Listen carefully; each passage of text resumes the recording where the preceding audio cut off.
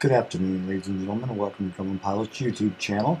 And today we're going to talk about an easy way to build an engine. I mean, I've built them when they're in the motor mount and putting the cylinders and the baffles all on.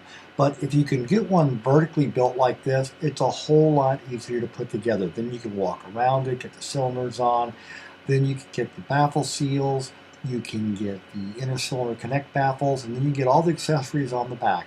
Hook it all up, check everything, and then, when you get to the part where you go to do the engine mate, it's very easy to do. So we hope you found this little tip useful and informative. Thanks for watching, and have a good day flying your Grumman.